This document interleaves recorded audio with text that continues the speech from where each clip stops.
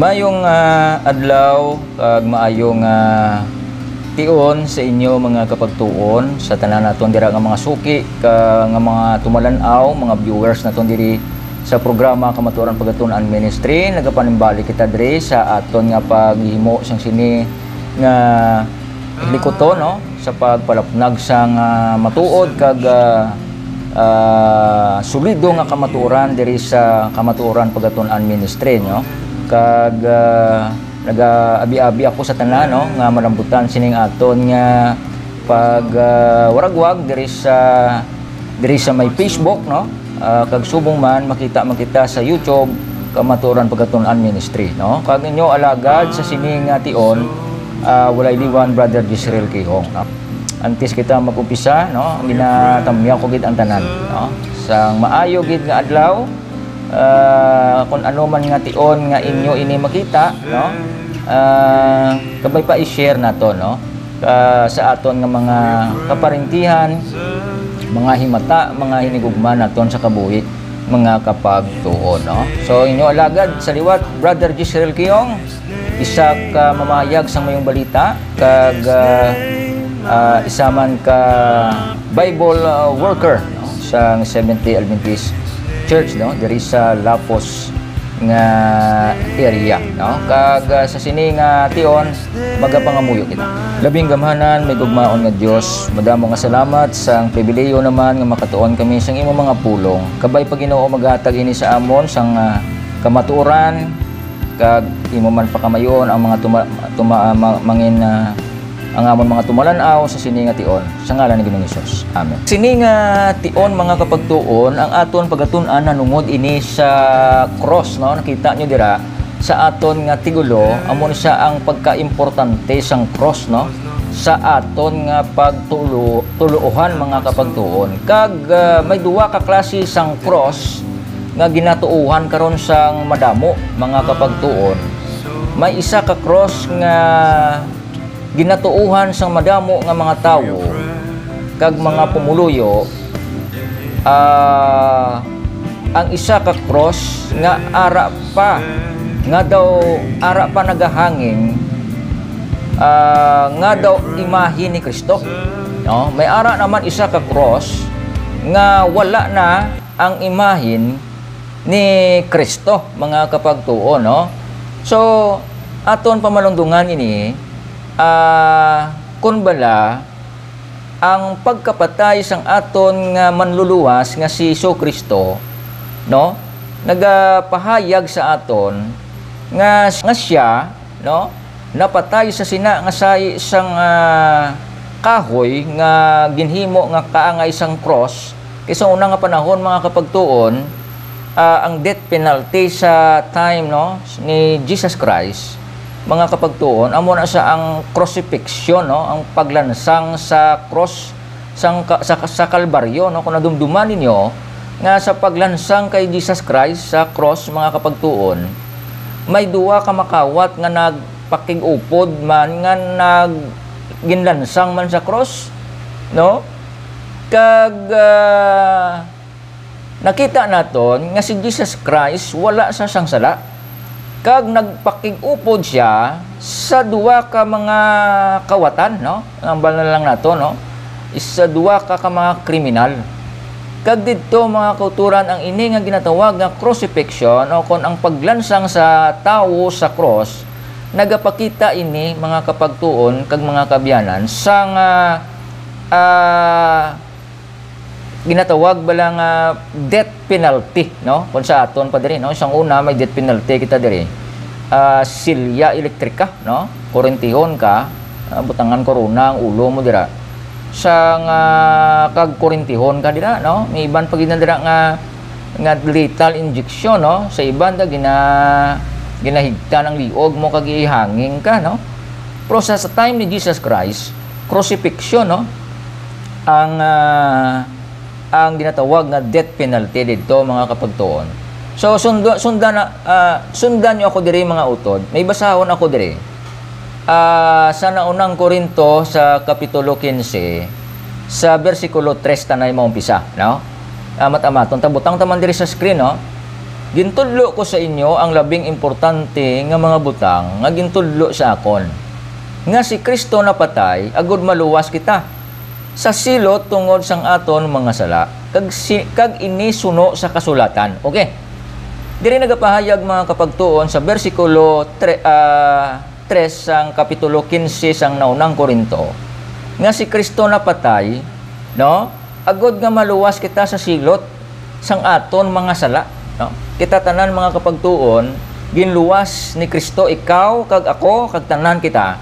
Ginluwas ni Kristo sa silot sang aton mga sala pagi sa sini nga cross. Subot silingon literally napatay si Ginoong Kristo sa sina nga death penalty nga wala saya mga kapagtuon sang sala, no? Okay, padayon kita diri sa bersikulo 4. Ginlubong siya kag nabanhaw sa ikatatlo nga adlaw, take note ha. Ginlubong siya kag nabanhaw sa ikatatlo nga adlaw, suno man sa kasulatan. Okay. Diri nagapahayag mga kapagtuon nga si Jesus Christ wala na sa kahoy sa cross sang time mga kapagtuon nga ginlalas na to siya, ginkuha na to siya sang iyang mga pinalangga yang mga kaanakan man sang kahaponanon sang sadtong adlaw, no? O Biyernes ato mo suno diri sa makasulatan man, no? Diri mga kapagtuon makita naton nga ginlubong siya, no? Kag sa ikatatlo nga adlaw nabanhaw siya mga kapagtuon. Subuot silingon si Jesus Christ karon, si Ginoong Kristo, buhi siya, no? Kag amo ina ang isa ka cross nga ginasimba naton, nga ginasimba ko kag ginasimba man sang mga Seventh-day Adventist nga mga katapo nakon upod nakon, no? Nga amo na siya ang matudtuod nga cross sang Kalbaryo nga sa diin si Jesus Christ wala na sa sina nga cross, no? So ginasimba ta dira amo si Jesus Christ nga buhi mga kapagtuon, no? Kag wala na kita nagasimba sa isa ka cross nga daw ara pa ang imahe ni Jesus Christ. Kun amo na ang aton nga simbahon mga kapagtuon, ang matabo sina nagasimba kita hindi sa buhi nga Dios kundi sa patay nga Dios. So mas mahambal kita naman, mahambal naman nila ang iban siya sa aton, no? Nga para lang makita ina, no, nga ginbutang dira ang imahe ni Jesus Christ para nga makita nga mararada siya, no? Pero ang punto sina diri mga kapagtuon nabanhaw na siya. Kag ginahanduraw na lang naton ina nga cross nga sa diin ginpanginmatyan niya ikaw kag ako mga kapagtuon, no? So sa bersikulo 5 sang naunang Korinto 15 gyapon, nagpakita siya una kay Pedro. Kita mo? Kita nyo? Kundi napatay siya, ginlubong siya pagka-atlo ka adlaw, nabanhaw siya. Kag napakita siya una kay sino? Kay Pedro, mga kapagtuon, no? So butsulingon klaro kag literal nga si Jesus Christ nabanhaw, no? Suno man sa kasulatan, ha, kita nyo? Sa bersikulo 5, nagpakita siya una kay Pedro, kag dayon sa iban pa, nga 12 nga apostoles, ara na nanadi ang mga istorya sa mga gospel, no? Sa Mateo, Mark, Luke, kag John, no? Kadto kita diri sa verse 6, no? Pagkatapos nagpakita man siya sa iya mga sumulunod, nga nagtipon nga sobra 500, no? 500 kabilog, kag kalabanan si ila buhi pasubong sa sadto nila yang ation, no? Pero ang iban patay na sa sadto man nga ation, sa amo tong ation. Nagpakita man siya kay Santiago kag dayon sa tanan nga apostoles, no? Ara na, no? So literally si Jesus Christ na banhaw mga kapagtuon. Sa bersikulo 8, sang ulihi nagpakita man siya sa akon. O, sino ni siya ang ginatumo diri? Ang akon halimbawa pareho sang lapsag nga natawo sa hindi pa oras. Tungod nga hinali lang ang akon pagkilala sa iya si ni si Santo Pablo ini mga kapagtuon, si Paul, no? Kag nagpakita man siya kay Paul. So diri nagapahayag mga kapagtuon nga buhi ang aton nga manluluwas si Jesus Christ. So hindi na kita maghanduraw sang isa ka cross nga ara pa dira ang imahin ni Jesus Christ nga daw iya ni Jesus Christ nga nagahanging gyapon sina sa cross kay tapos na ina mga kapagtuon. Tapos na ang mensahe sang kamatayon ni Jesus Christ para sa aton mga kapagtuon. Kay naluwas na kita paagi sina, no? Sa sina nga cross, hindi ta na liwat-liwaton nga ilansang pa kita sa cross. So mga kapagtuon, kadto kita diri bala sa dinalan sa naunang Pedro kapitulo 2 bersikulo 24. Ibutang taman diri sa screen ang aton nga kuano, ang aton paggabasahon. Sa verse 24 o kung sa bersikulo 24, si Kristo mismo amo ang nag-ako sang aton mga sala. Sang siya ginlansang sa cross. Okay, kita nyo ha? Agod hindi na kita magpakasala, kundi magkabuhi kita nga matarong amo ni siyang ginahambal ko sa inyo mga kapagtuon. Tungod sa iya mga pilas, ginayo kita.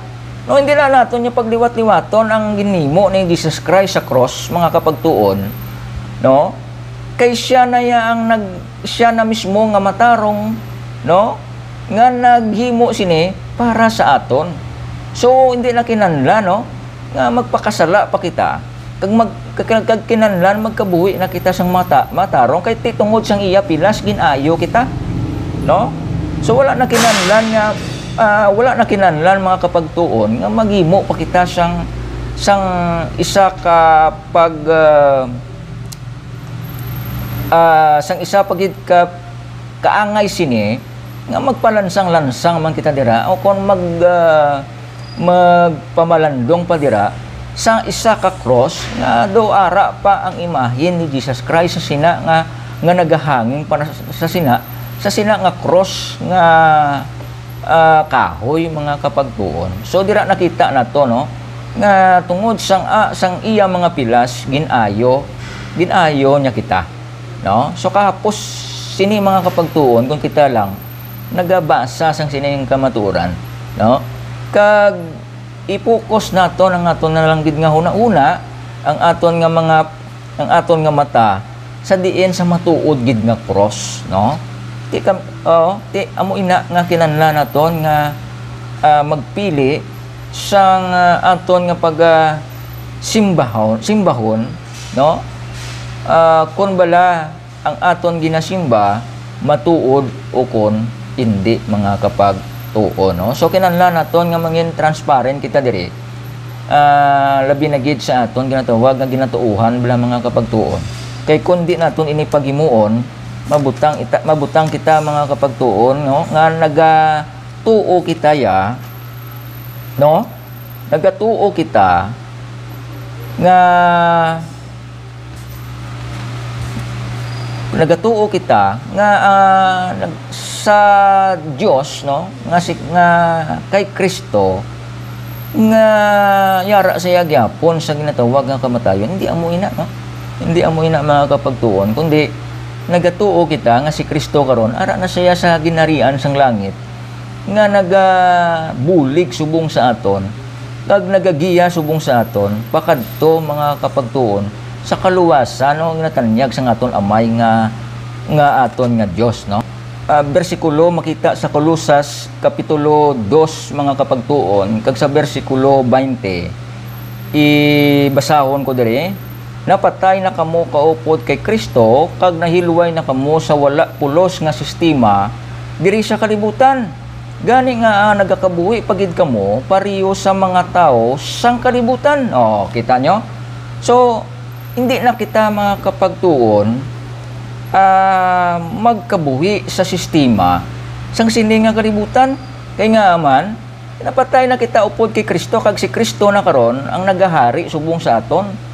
Way nakatakron sa sistema sang kalibutan, hindi butsilingon nga hindi na tayo maghimo sang mga ginahimo tangari sa kalibutan, kundi ang namin diri mga kapagtuon ang doktrina sang kalibutan nga ginatudlo, no, nga may ara isa ka cross, no, nga hindi ni saya matuod nga cross nga ginasimba sang madamo karon mga kapagtuon, no? Nga ara pa dira ang imahen ni Jesus Christ, nga daw iya ni Jesus Christ. Hindi na ni sa amo mga kapagtuon, kasi Jesus Christ karon ara na siya, no? Ara na siya mga kapagtuon sa langit, kaysa diin ginbatak na siya, no? Sang Dios pakadto didto sa langit, kag nagapatunga na sa subong sa aton kag sa amay mga kapagtuon. So wala na kita diri sa sistema sining kalibutan, no? So hindi na tayo magkabuhi, no? Pareho sang tao sa kalibutan nga ginaliwat-liwat na lang, no? Nga mag-focus, nga maghimo sa paglansang ng pirmi kay Jesus Christ sa sina nga sa isang kahoy, no? So amo lang mga kapagtuon anay, no? Ang aton mga pagtulunan, kung may ara ka mo palamang kutanon, no? Nanungod sining aton nga pagtuon, pwede nyo kita makontak ng butang tadara ang aton nga drio, butang tadira ang aton nga contact number, pwede na tadara ma-text o kung matawgan. Agud to nga aton mapahayag o kung may mga pamangkot kamo dira, aton ina matagaan sa nga sabat pagi sa mga kamaturan diri nga aton pagabasahon mga kapagtuon diri sa pulong sang Ginoo, no? So wala man ako may ginapaiguan diri. Ang aton malang ang akon malang diri nga ginasite mga kapagtuon ang doktrina, no? Ang doktrina nga tiko, ang doktrina nga sala nga wala nagaugyo, no? Wala nagasynchronize sa kamaturan sang Ginoo nga nasulat diri sa balaan nga kasulatan mga kapagtuon, no? So kabay pa, no? Naatagan kita sini kagkabay pa, no? Mangin open minded kita sini mga kapagtuon. Kag salamat gid sa pag-upo diri sa programa Kamatuoran Pagatunan Ministry, no? Kag sa pagtakop sini mga muyo kita. Gamhanan nga Dios, salamat gid sa mga pulong nga amon natun-an, kabay pa Ginoo nang panamon ini, kag amon mangin mabinatunon kami sini Ginoo pud sa amon mga kapagtuon nga nagatuon sa sini. Kag salamat nga ikaw magpakamaayo sa tagsa-tagsa sa amon sa ngalan ni Ginoong Hesus. Amen. Kag sa sini nga tion nagabilin ako sa inyo mga kapagtuon sa isa ka lang balanon nga kun ikaw lang nakabalo sang kamatuoran, hindi ka gid madayaan. God bless. See you next time.